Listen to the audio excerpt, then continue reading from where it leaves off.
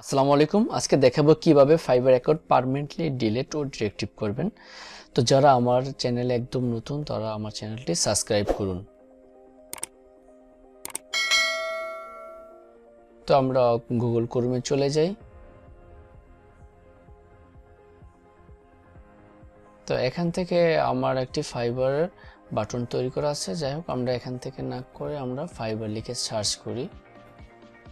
Fibre, হ্যাঁ, আমরা প্রথম যে লিঙ্কটি দেখতে পাচ্ছি ফাইবারে, এটা ক্লিক করি।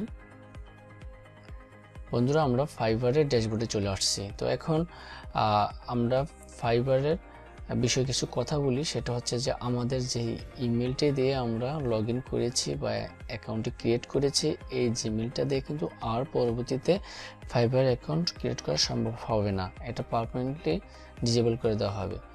তো আমাদের ফাইবার অ্যাকাউন্টের সেটিংসে যাই। তো এখানে কিন্তু আমরা দেখতে পাচ্ছি আমাদের জিমেলটা।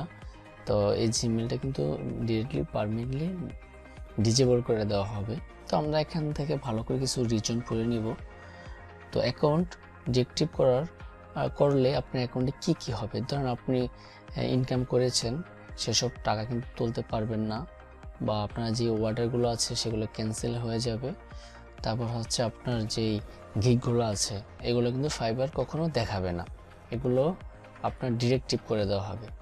তো ডিরেক্টিভ করার জন্য আমাদের যে একটা রিজন নিতে হবে, সেটা হচ্ছে I have another fibre account. এটা দেওয়ার পরে আমরা ওকে ক্লিক করি। তাহলে আমরা দেখতে পাচ্ছি আমাদের অ্যাকাউন্টটি ডিসেবল করা হয়েছে।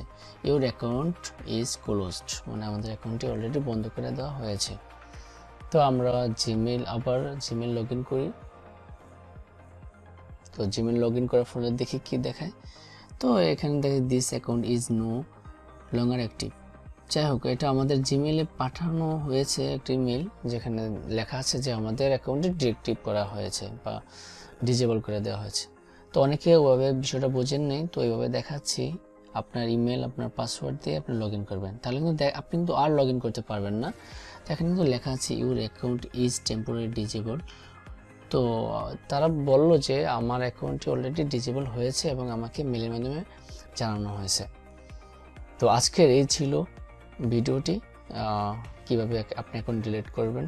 তো ভালো লাগলে অবশ্যই লাইক, কমেন্ট, শেয়ার করবেন আর চ্যানেলটি সাবস্ক্রাইব করতে ভুলবেন না। Thank you.